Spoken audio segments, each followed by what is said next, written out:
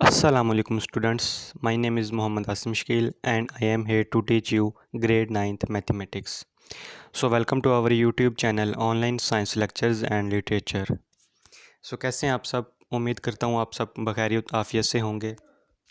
So start करते हैं students. Chapter number 2, real and complex numbers. So students, first number हमारे पास real number. The union of set of rational numbers and irrational numbers is known as the set of real numbers. It is denoted by R. R is equal to Q union Q prime. Means that अगर मैं किसी भी numbers को number line system के लिहाज से देखूं तो zero, +1, +2, +3 so on, zero, -1, -2, -3 so on. जितने भी मेरे पास नंबर्स हैं नंबर लाइन सिस्टम के लिहाज से ये हमारे पास कहलाते हैं रियल नंबर्स. -2, -3, -4, +2, +3, +4 जितने भी मेरे पास नंबर्स हैं ये भी क्या मेरे पास कहलाएंगे रियल नंबर्स. तो मैं इसी तरह कह सकता हूँ कि हमारे पास जो set of union of real and irrational number और रैशनल नंबर्स ये हमारे पास जो है ये भी हमारे पास क्या कहलाएंगे real numbers. So students, first number है हमारे पास natural number. The number 1, 2, 3 and so on which we use for counting certain objects are called natural numbers or positive integers. Means that इसमें जो हमारे पास नंबर की कैटेगरी होती है वो 1 से स्टार्ट होती है और राइट साइड पॉजिटिव इन्फिनिटी तक जाती है. तो ये हमारे पास जो नंबर होते हैं वो नेचुरल नंबर कहलाते हैं.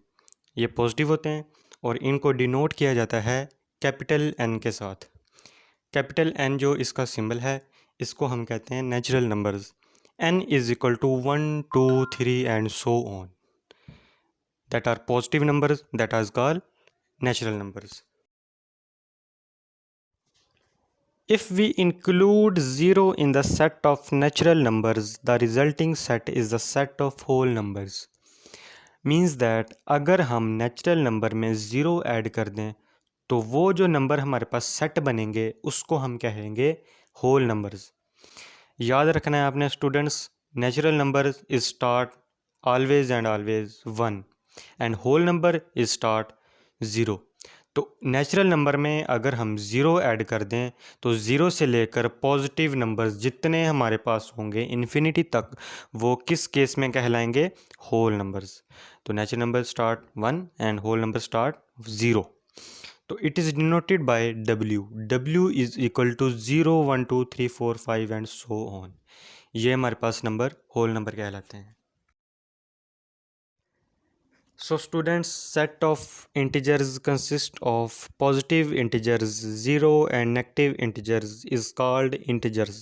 It is denoted by z and z is equal to -3, -2, -1, 0, 1, 2, 3 so on. Means that integer जो हमारे पास होंगे वो is equal to whole number होते हैं. हमारे पास होल नंबर स्टार्ट होते हैं ज़ीरो से. ज़ीरो +-1 +-2 +-3 +-4 सो मान बस इन्फिनिटी केस तक जाते हैं. तो इस तरह के नंबर जो होते हैं जो हमारे पास पॉजिटिव केस में भी हों और नेगेटिव केस में भी हों वो हमारे पास क्या कहलाते हैं integers. So any whole number which are positive and negative comes under the category of integers. So ये हमारे पास इंटीजर्स होते हैं और इंटीजर्स की कैटेगरी ये होती है कि ये हमारे पास होल नंबर्स होते हैं, पॉजिटिव और नेगेटिव होते हैं और ज़ीरो से स्टार्ट होते हैं. ज़ीरो से राइट साइड की तरफ पॉजिटिव, ज़ीरो से लेफ़्ट साइड की तरफ नेगेटिव. तो अब अगर हम इसकी एग्जांपल देखें तो रेडिकल साइन जो हमारे पास होती है means that square root form, under root form that is not equal to integer. इसी तरह डेसिमल फ्रैक्शन में जो हमारे पास आंसर होते हैं पॉइंट वाले वो that is not equal to integer. और इसी तरह अगर हम फ्रैक्शन वाले पार्ट देखें मतलब 2/3 जिस तरह रैशनल नंबर में हमने पढ़ा था p/q, वो p/q वाले जो फॉर्म होगी वो that is not also equal to integer. तो इंटीजर में जो हमारे पास होता है वो सेम और सेम होल नंबर होते हैं मतलब 0 +-1 +-2 +-3 इस तरह के जो हमारे पास डिजिट्स होते हैं उसको हम इंटीजर्स बोलते हैं. सो नेक्स्ट है स्टूडेंट्स हमारे पास rational numbers. All numbers of the form p/q where p and q belongs to integers and q does not belongs to 0, that is called rational numbers. Means that अगर मैं बात करूं nominator और denominator की in the form of p by q, इसमें हमारे पास p और q इंटीजर्स होंगे कोई ना कोई। डिनोमिनेटर में q हमारे पास ज़ीरो नहीं हो सकता, क्योंकि अगर ज़ीरो q हो गया तो आंसर हमारे पास इनफाइनाइट नंबर आ जाएगा, वो कभी भी हमारे पास रैशनल नंबर नहीं हो सकता। इसको हम स्टूडेंट्स कहते हैं rational numbers. The set of rational numbers is denoted bye Q. Q इसका सिंबल है, इसको हम ज़ाहिर करते हैं रैशनल नंबर के लिहाज से। Q is equal to P by Q such that P and Q belongs to integers where Q does not belong to zero. वही बात, हमारे पास p बाई क्यू फॉर्म में ये रैशनल नंबर होंगे, p और q हमारे पास कोई ना कोई इंटीजर होगा, जबकि q हमारे पास ज़ीरो नहीं हो सकता किसी भी हालत में, ना रैशनल नंबर में और ना इरेशनल नंबर में। एग्जांपल्स हैं इसकी रैशनल नंबर्स की 2/3, 4/5, 7/11, 9/12। ये जितनी भी एग्जांपल्स हैं हमारे पास p बाई क्यू फॉर्म में, ये किसकी एग्जांपल्स हैं? रैशनल नंबर्स की। तो स्टूडेंट्स याद रखना है आपने कि ज़ीरो p इंटीजर, अगर इंटीजर के लिहाज से देखें तो p is equal to zero हो सकता है। क्यों? कि अगर हम 0/1 करें तो हमारे पास आंसर ज़ीरो आएगा, तो zero is also called a rational numbers. q zero नहीं हो सकता, p ज़ीरो हो सकता है। तो ये आपने याद रखना है कि ज़ीरो q नहीं हो सकता, p हो सकता है, इसको हम कहते हैं rational numbers. So all of the form which are in the form of p by q, where p and q belongs to integers and q does not belong to 0, that is called rational numbers. So next है students हमारे पास irrational numbers. Irrational numbers की definition ये है: the numbers which cannot be expressed as quotient of integers are called irrational numbers. The set of irrational numbers is denoted by q prime. मतलब इसका ये होगा कि हमारे पास रैशनल नंबर में मैंने आपको बताया था कि उसको p बाई क्यू फॉर्म में डिनोट करेंगे, और उसमें जो p और q होगा वो बिलोंग्स करेगा किसी न किसी इंटीजर के साथ। और उसकी एक शर्त और ये थी कि q does not equal to zero, मतलब उसका आंसर फिर इन्फिनिटी आ जाएगा हमारे पास। ठीक है, तो इस इरेशनल नंबर में जो हम डिस्कस करेंगे वो ये है हमारे पास कि q prime is equal to x belongs to, मतलब x such that x does not p by Q. मतलब इरेशनल नंबर में हमारे पास जो भी एग्जांपल होगी वो p बाई क्यू फॉर्म में नहीं होगी।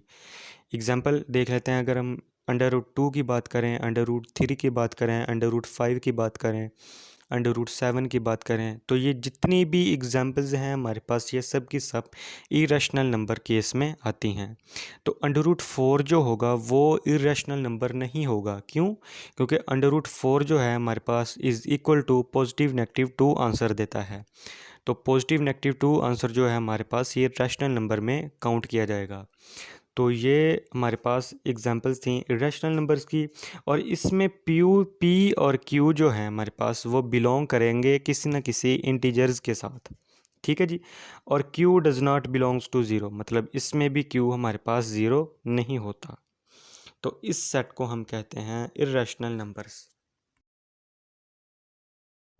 सो नेक्स्ट है स्टूडेंट हमारे पास terminating decimal fraction. The decimal fraction in which there are finite number of digits in its decimal part is called a terminating decimal fraction. Means that example अगर हम देखें तो 2.4 है हमारे पास, आंसर इसका है 0.4। तो डेसिमल पार्ट के साथ फाइनाइट नंबर जो हमारे पास 4 है, मतलब काउंटेबल है, आंसर कंप्लीट हो गया। तो इसको हम कहते हैं कि टर्मिनेटिंग डेसिमल फ्रैक्शन, मतलब आंसर ख़त्म हो गया, कंटिन्यू नहीं है।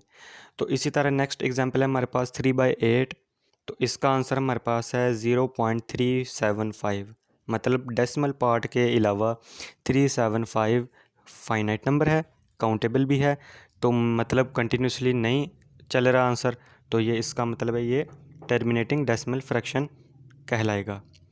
तो इसको कहते हैं हम जिसमें फाइनाइट नंबर ऑफ डिजिट्स हों, किसके लिहाज से? उसके डेसिमल पार्ट के लिहाज से। इसको हम बोलते हैं The decimal fraction in which there are finite number of digits in its decimal part is called a terminating decimal fraction. So next है student non-terminating decimal fraction. The decimal fraction in which there are infinite number of digits in its decimal part is called a non-terminating decimal fraction. Means that ऐसी decimal fraction जिसके decimal part में number of digits count ना हो, means that infinite means हम उन digits को count नहीं कर सकते। मीन्स दैट अगर हम ऐसी फ्रैक्शन को डिवाइड करें तो उसका रिमाइंडर कभी भी ज़ीरो नहीं आएगा। तो ऐसी डेसिमल फ्रैक्शन जो होती हैं हमारे पास नॉन टर्मिनेटिंग डेसिमल फ्रैक्शन कहलाएगी। सो नेक्स्ट स्टूडेंट स्टार्ट करते हैं recurring decimal fraction. The decimal fraction in which some digits are repeated again and again in the same order in its decimal part is called a recurring decimal fraction. Student recurring decimal fraction के लिए ज़रूरी है कि fraction non terminating decimal fraction हो। Means that recurring decimal fraction जो हमारे पास होगी उसके डेसिमल पार्ट के साथ जितने भी नंबर ऑफ़ डिजिट्स होंगे वो इनफाइनाइट तो होंगे। Means that recurring decimal fraction में हमारे पास जो डेसिमल पार्ट के साथ नंबर ऑफ़ ऑर्डर्स होंगे वो सेम होंगे और उनका ऑर्डर जो होगा वो भी सेम होगा, मतलब सेम ऑर्डर के साथ रिपीट होते जाएंगे। फॉर एग्ज़ाम्पल हमारे पास 2/9 है तो इज़ इक्वल टू आंसर इसका हमारे पास है 0.222 एंड सो ऑन। तो इसका ऑर्डर भी 2 है और ये कंटिन्यूसली स्टार्ट है इसका आंसर। तो ये हमारे पास रिकरिंग डेसिमल फ्रैक्शन है। तो नेक्स्ट है हमारे पास 4/11, इसका आंसर है 0.363636 सो ऑन। तो इसका ऑर्डर भी हमारे पास सेम होगा 36, मतलब इसका आंसर भी इनफाइनाइट होगा। तो ये भी हमारे पास एग्जांपल है रिकरिंग डेसिमल फ्रैक्शन की।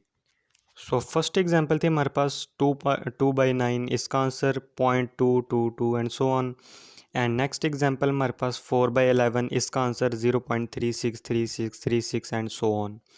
तो पहले में ऑर्डर हमारे पास सेम आ रहा है 2 और सेकंड एग्जांपल में हमारे पास ऑर्डर 363636 यानी कि 2 2 2 इस तरह ऑर्डर आ रहे हैं। तो ऐसी जो डेसिमल फ्रैक्शंस होती हैं जो अपने आप को रिपीट करवाती हैं डेसिमल पार्ट के साथ आंसर अपना, इनको हम कहते हैं रिकरिंग डेसिमल फ्रैक्शन, मतलब uncountable infinite number of digits in its decimal part जो रिपीट हो रहे हैं हमारे पास अगेन एंड अगेन। इसको हम कहते हैं रिकरिंग डेसिमल फ्रैक्शन।